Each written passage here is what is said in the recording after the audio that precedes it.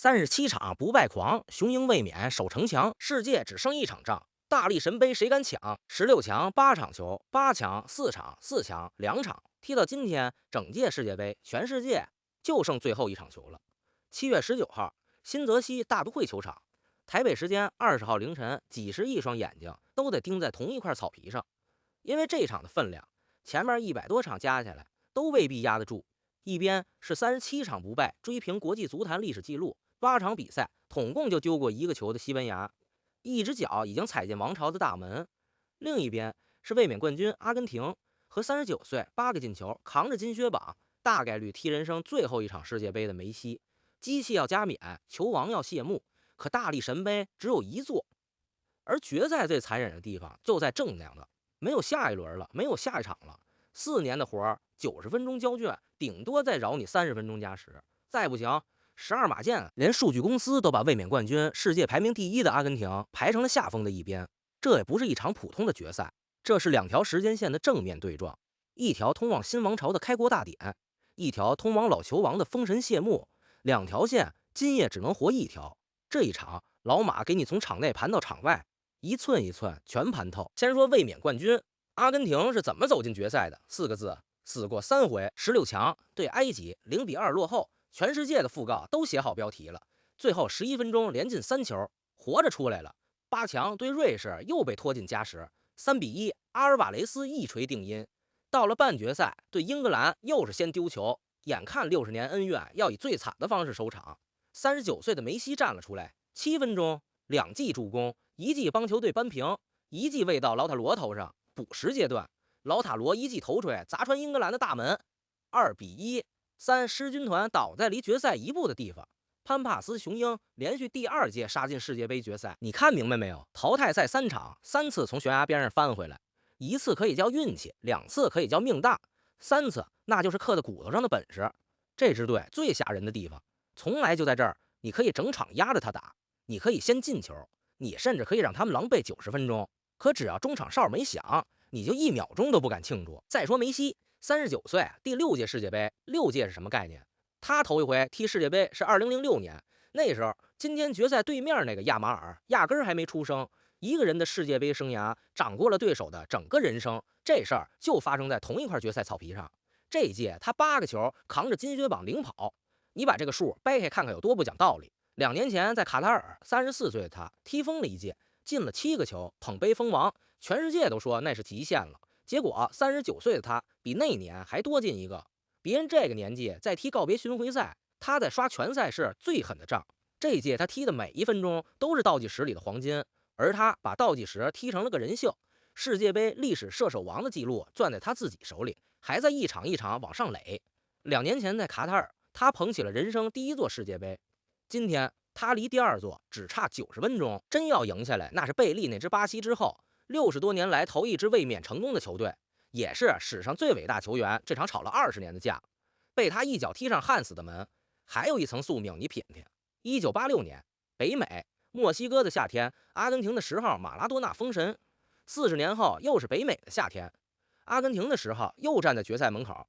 历史这东西啊，有时候就爱押韵。这支队的家底儿也硬，斯卡洛尼的排兵2年前就把全世界名帅玩了一圈。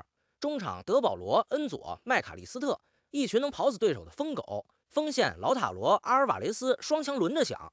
半决赛绝杀的劳塔罗正在火头上，门里那位更得单独点名，大马丁。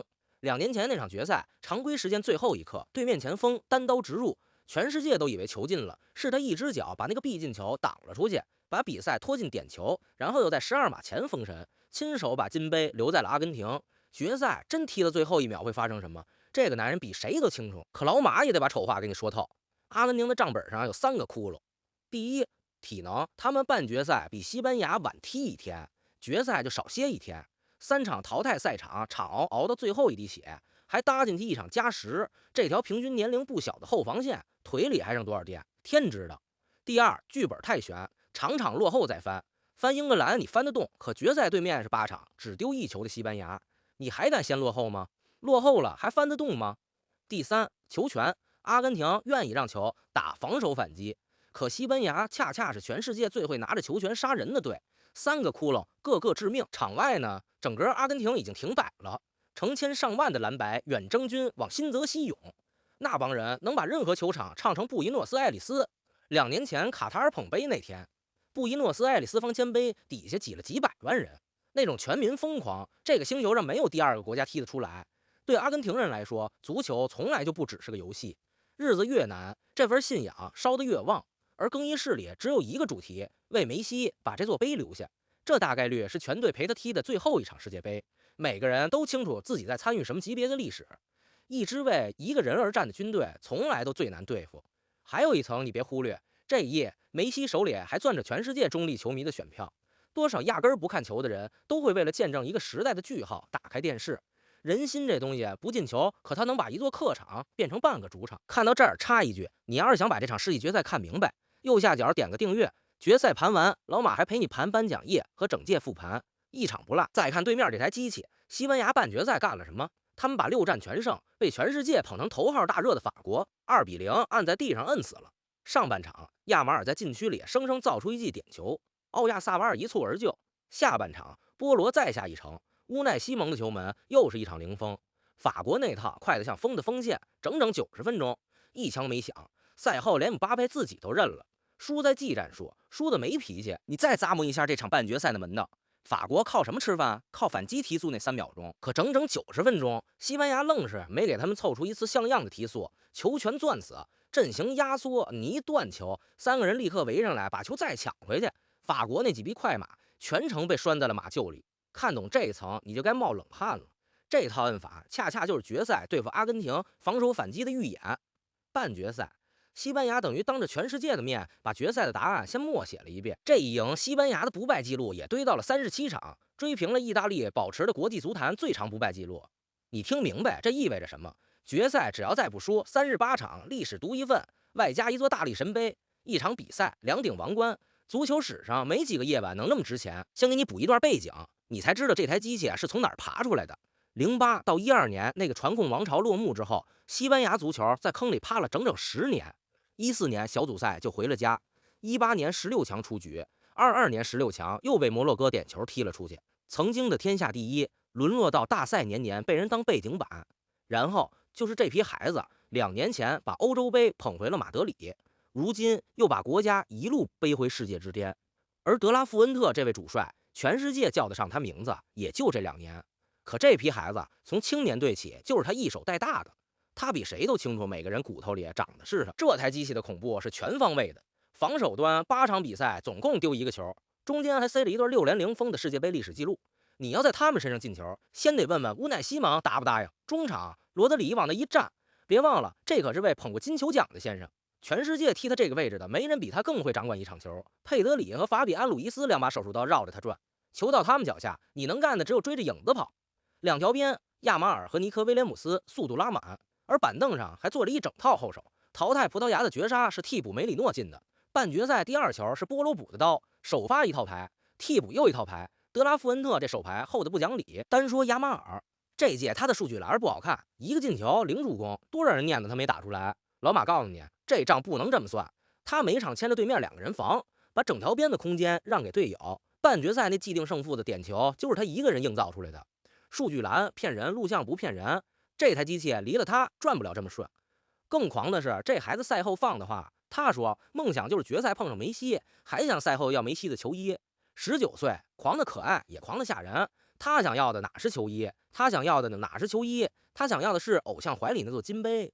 至于他跟梅西那点渊源，就那张全网都刷过的老照片，20岁的梅西给6个月大的他洗澡那张，这2天又被全世界翻出来当决赛海报使了。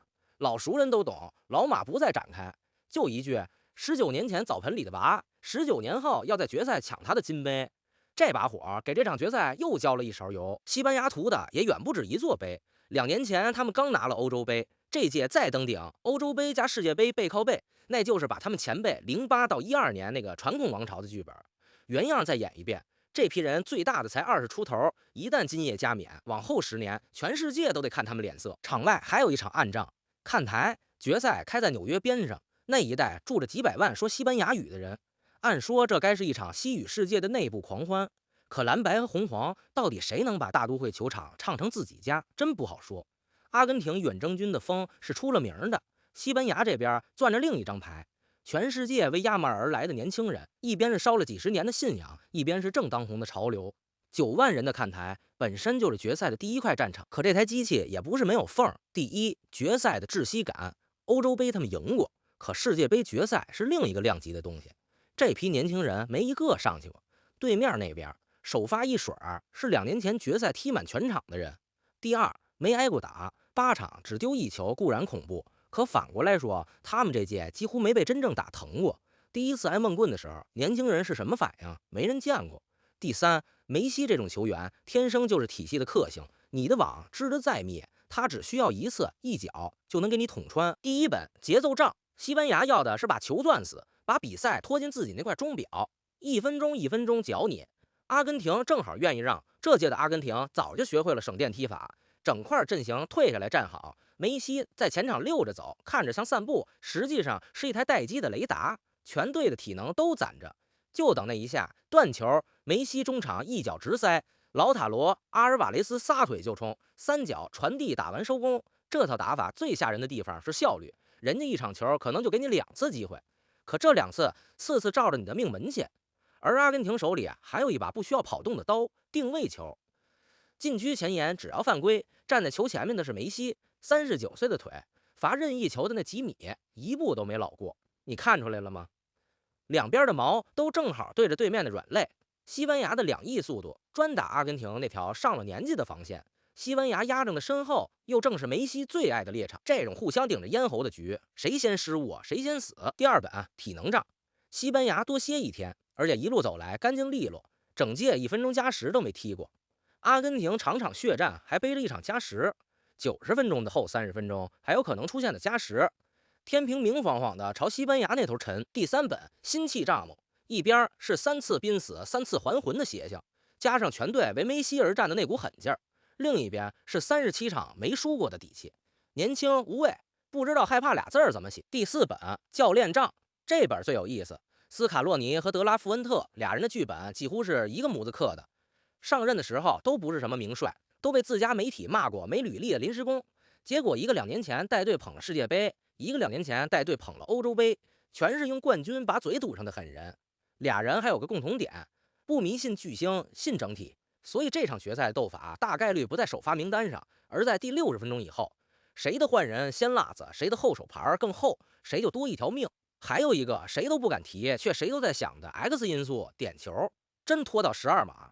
阿根廷门里是大马丁，2年前决赛点球大战封神的活阎王。西班牙门里是乌奈西蒙，身后站着8场1球的钢铁防线。真到那一步，那就已经出了足球的范畴，是纯粹的心理战争了。所以决赛之夜的3种剧本，老马提前给你备好。剧本1 90分钟分出胜负，那多半是西班牙把节奏攥赢了。剧本2拖进加时，那是阿根廷体能仗最凶险的30分钟，可也是斯卡洛尼换人艺术的主场。剧本3 12码对决，到那会儿就别聊战术了，聊命。你现在就可以在心里选一个，看今夜到底翻开哪一页。老马的判断，数据公司占西班牙58%的赢面，把卫冕冠军排成了下风。可老马偏占阿根廷，3条理由：第一，决赛拼到最后，拼的从来不只是体系，是那一下没人敢做决定的时候，谁敢拍板？今夜球场上最敢拍板的人叫梅西。第二，这支阿根廷3次濒死3次还魂，决赛这种刺刀见红的局就是他们的主场。第三，大赛决赛经验值1000斤，他们全员上过这个台，知道每一步往哪儿踩。还有一条老马看中的软指标，每到刺刀见红的那一下，阿根廷的球星敢把球要到自己脚下，这种胆子任何训练场都练不出来，只有从死人堆里滚过的人才有。当然话搁这儿，西班牙那台机器要真能把节奏攥满90分钟，把比赛变成钟表里的凌迟，老马认栽，心服口服，轻轻压。不说死，最后老马把脖子伸出来，连比分一块压了，2-1。阿根廷要么90分钟内翻出来，要么就拖进点球，让大马丁去干他最擅长的事儿。评论区等你来兑现。无论今夜谁赢，都是要写进史册的一页。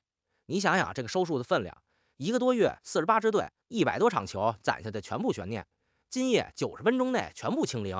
4年一度的期末考，交卷铃已经在响了。要么梅西捧起第2座大力神杯，用卫冕给20年的远征画上一个谁也挑不出毛病的句号。史上最伟大这场吵了20人的架就此散场。要么西班牙38场不败加双冠加冕，新王朝的钟声当场敲响，而敲钟的那个19岁少年，正是他当年洗过澡的吧？金靴的账也掉在半空，梅西8球领跑，决赛每进一球都是在给历史记录再添一块砖。说到底，这一夜还是一场换岗仪式。39岁的10号和19岁的10号，一个是巴萨青训写出的上半部史诗，一个是同一座青训营刚翻开的下半部。无论金杯落进谁怀里，足球这条河都只会往前流。可正因为这样，这90分钟才金贵。老的要在告别前再狂最后一次，小的要在自己的开幕式上直接登基，谁都不肯给这条河让路。所以老马问你，这一役你站哪边？站老球王功成身退，还是站少年先捉成王？是想看39岁的人把时间掰弯，还是想看19岁的人把时代掀翻？敢不敢连比分一块压上？写在评论区，踢完了咱们一块对答案。想跟老马把这届世界杯的最后一页颁奖礼和整届复盘全部盘完的，点个订阅，开个铃铛，新视频一发你头一个知道。这样的夜晚4年才有一次，而这样的对手，这样的剧本，一辈子可能就这一次。我是第一次看球的老马，咱们决赛见。